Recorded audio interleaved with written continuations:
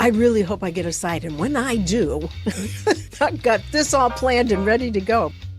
Sometimes, if it's telling you something that you didn't want the sign to be, it's very easy to go, no, no, I'm going to wait for the sign I want. Don't wait for the burning bush because that ain't going to come. But, you've seen 3 red flags, 4 red flags, 5 red flags, and we're still like, oh, nope, there's still hope. I might get that green flag at one point. Yes.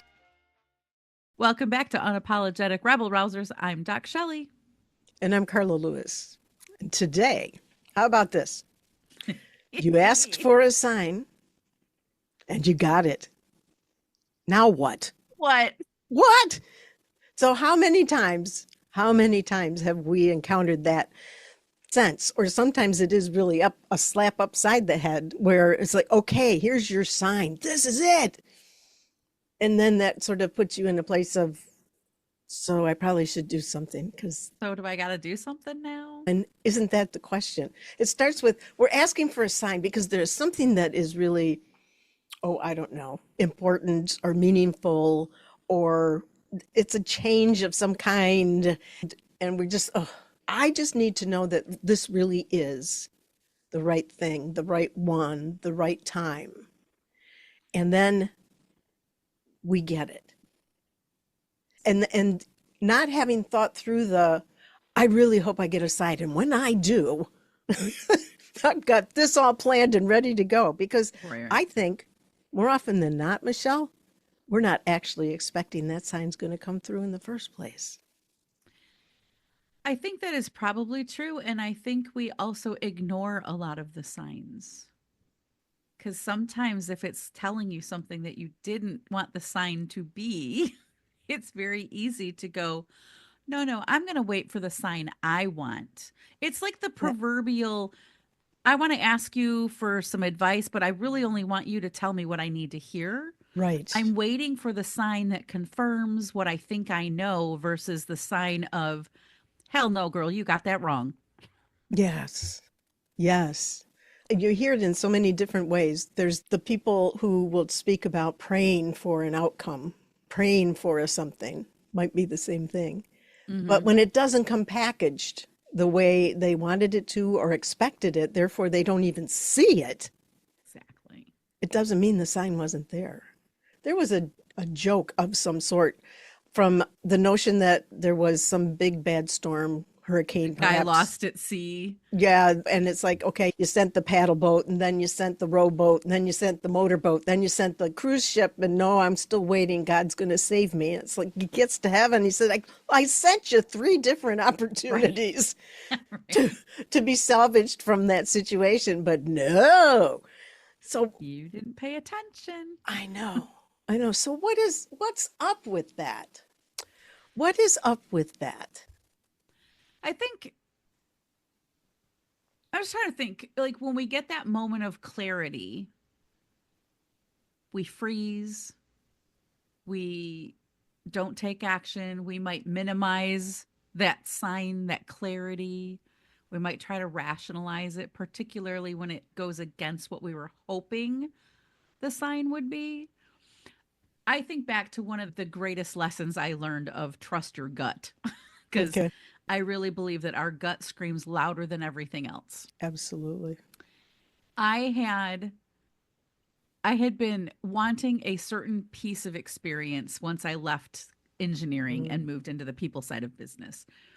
I was working for a company and had a great job.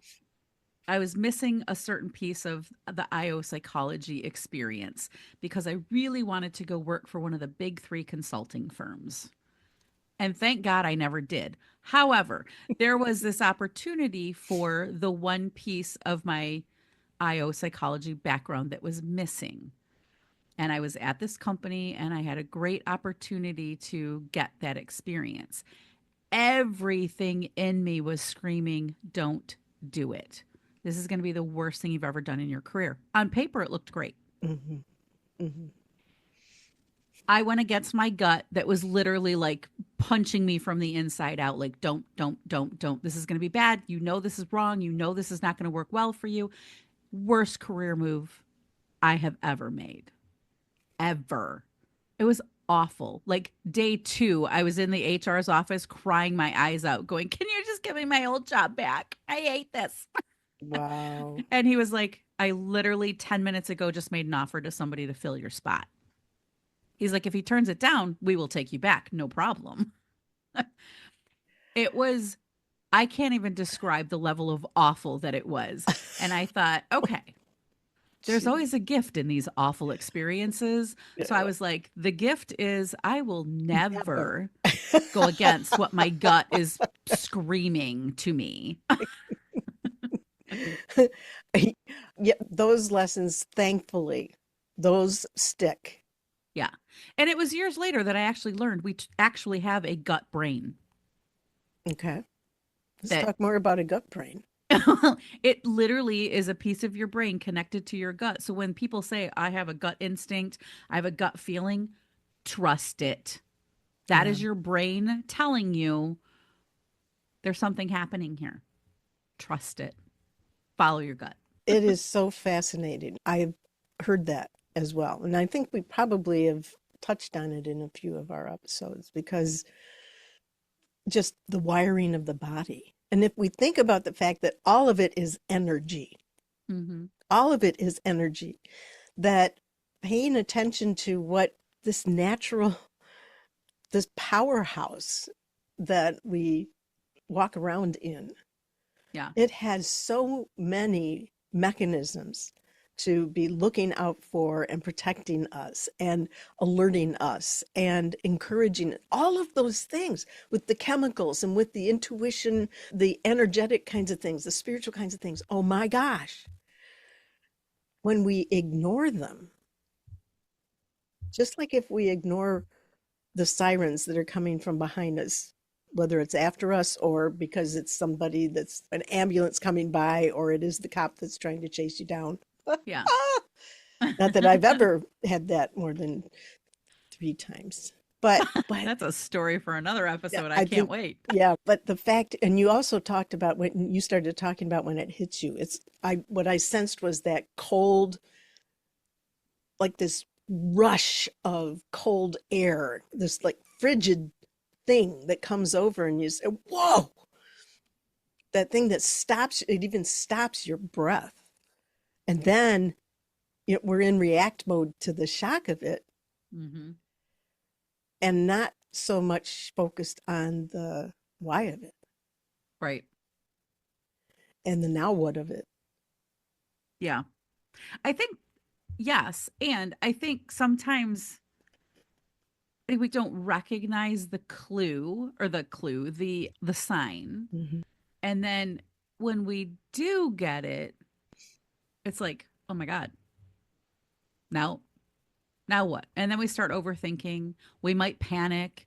And then for people who don't like change, whoo, I now have a sign that tells me I need to do something differently, but I don't wanna. Right. And I'm so there's, like, so now I might even go into justification. This is, wait a minute, did I just maybe was it really a imagine that? sign? Yeah. Did I I mean, just it's miss? not like there was a burning bush in my front yard. It was a little, it was a little, I should probably do this. Or it was a little birdie that flew by and you went, oh, that reminds me of so and so. I should, yes, that was my sign. Like signs can be super subtle, They can be. very, very subtle. And the other piece might be that the reason they get bigger and bigger and bigger is because we're ignoring the subtle. Right. Like, don't wait for the burning bush because that ain't going to come. But, you've seen 3 red flags, 4 red flags, 5 red flags, and we're still like, oh, nope, there's still hope. I might get that green flag at one point. Yes. Yes. And so here comes the sign. And the sign alerts either to something you're already thinking about or something you decide to read into it. And maybe decide sounds a little disrespectful, and I don't mean it that way. There's this sign. And it isn't the solution to anything.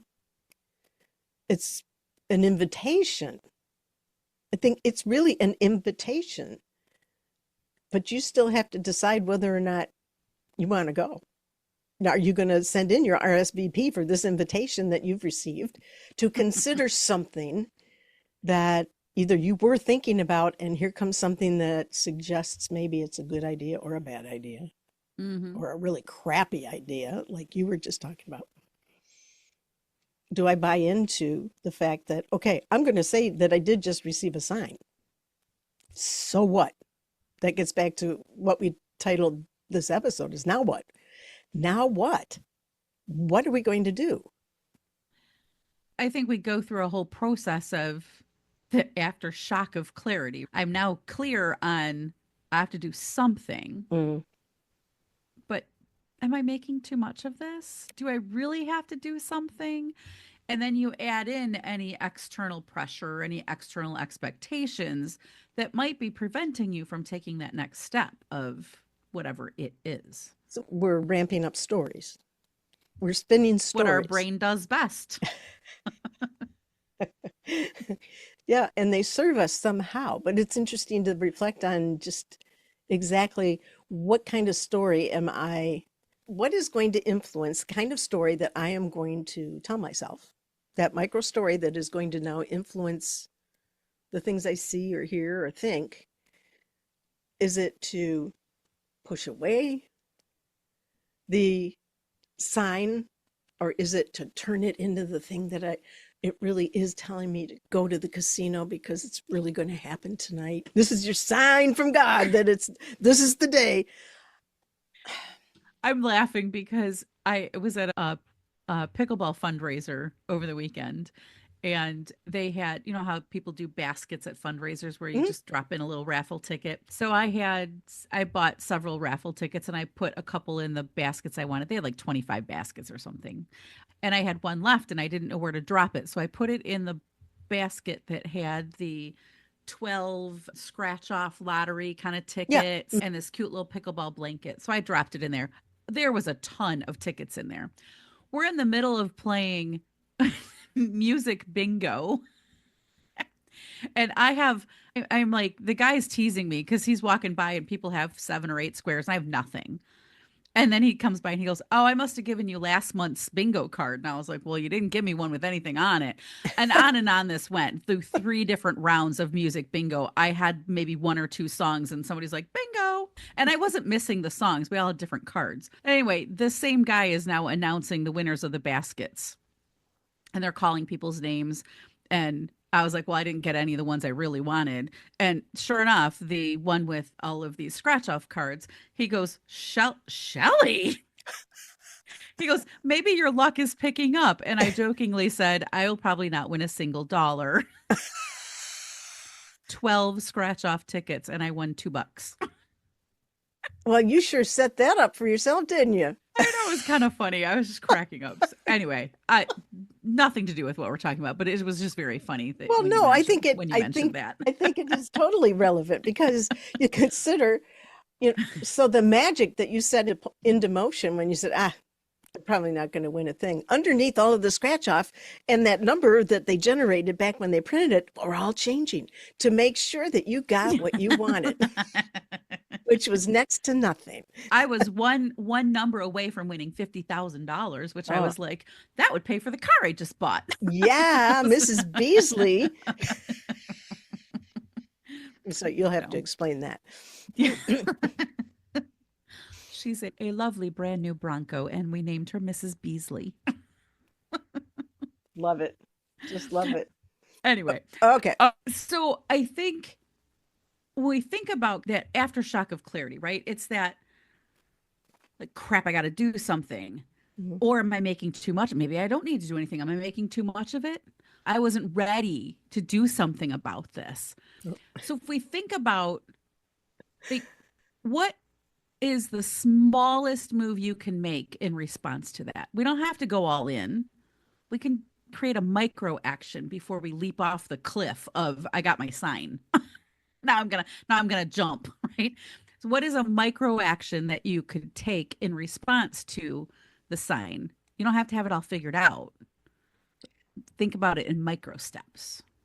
And I wonder, Michelle, might those micro steps be the same or different if you receive a sign you weren't even, it wasn't like you had anything in mind and all of a sudden you get this thing. Like you see a cardinal and it reminds you to call that friend that, or so where a sign comes in and you become aware of it versus, and I don't know that it's a versus, but I'm putting it out there for now, versus the sign that you're looking for. You'll take anything that's going to give you the cue that, yep, this is it.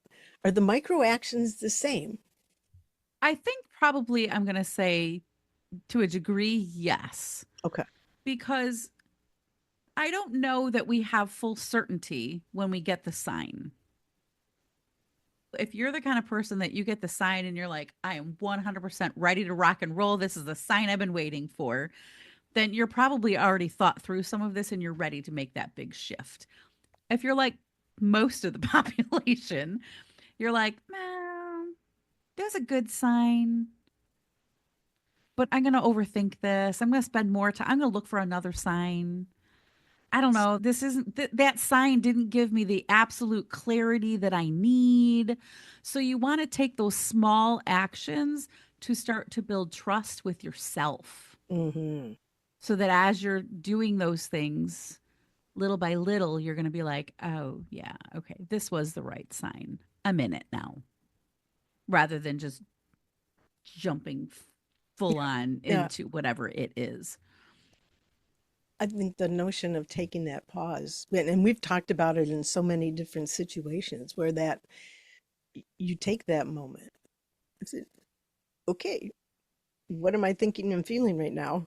Yeah. What's going on? What just triggered me into this notion that that was a sign, or oh my, was that a sign or what? That taking that moment to say, okay, where am I and what am I really feeling right now? And then dig into it because that's coming from some kind of thought. Yes. I think too, as you're talking, I'm I'm thinking about your initial question of are the micro actions the same if I have like I've received clarity.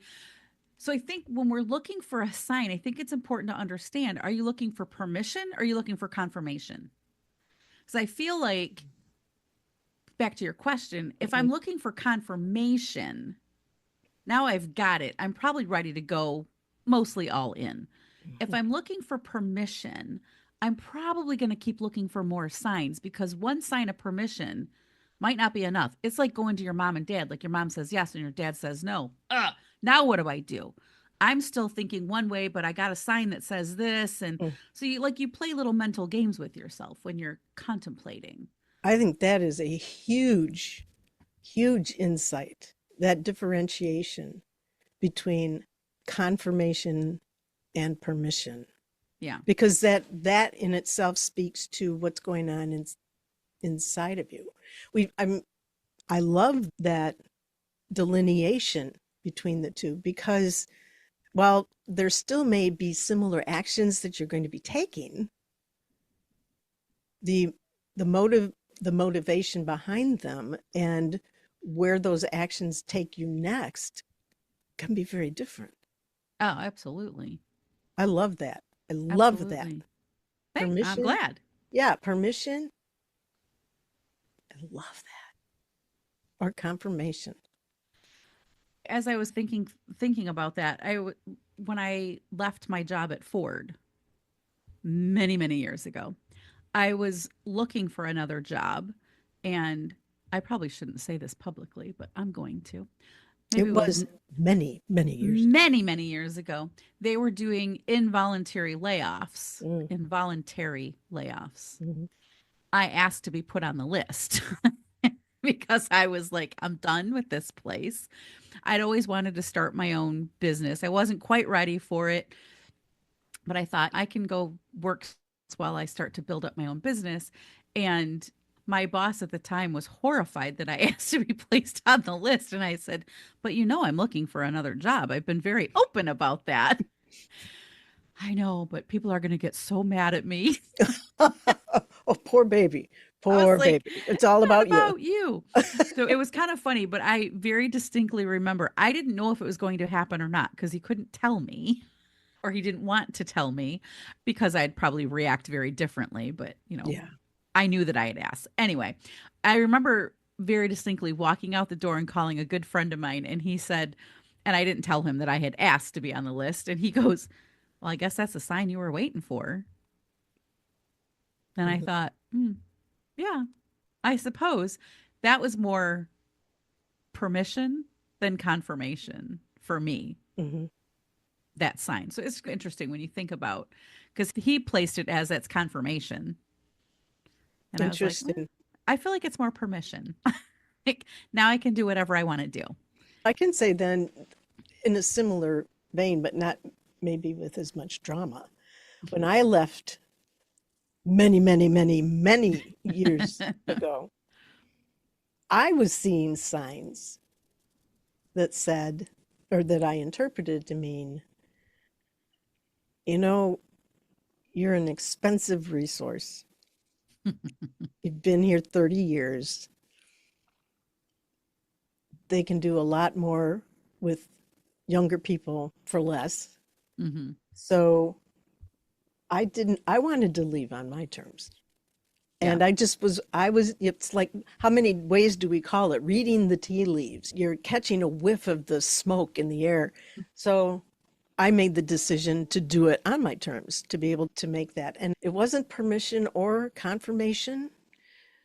I think, well, I would say probably it was more about permission, saying, you can. Hmm. So why don't you? Yeah. And my thinking around it was because I can right now, I can do it on my terms. I don't want to be in a position that somebody comes along and says, we're done with you. But I know I've played that story before on this, and I don't mean to beat it up again. No, but I think it's an interesting point as you think about the difference of the signs looking for permission or confirmation. And so, if there is a sign that any of you are waiting for, think about, are you waiting for permission? Because you can grant yourself permission. You don't need a sign. Are you looking for confirmation? And I think it's important that, like, we have to trust. Sorry if you hear this random noises. I thought my phone was on mute. It is not. We hear, like, we have to pay attention to the little tiny nudges. We have to pay attention Mm. to our gut. Are we doing these things with a backup plan? If you're hoping for one thing, but you got that plan B for something else, like, really think about, what is the sign that you're waiting for? Is it for permission? Is it for confirmation? And recognize that it might be really subtle. It could be a little whisper. It might be well timed disappointment. Mm. It's not going to be that big burning bush on your front yard or a trumpet blaring for you. It could be something very subtle. If it is a burning bush, I would love to see it and I want to hear about it. That's right. Please take pictures. But at the end of the day, there's something inside that already knows what the answer is. So when you get the sign, you don't need another one. The only thing left to do when you get the sign is respond to it.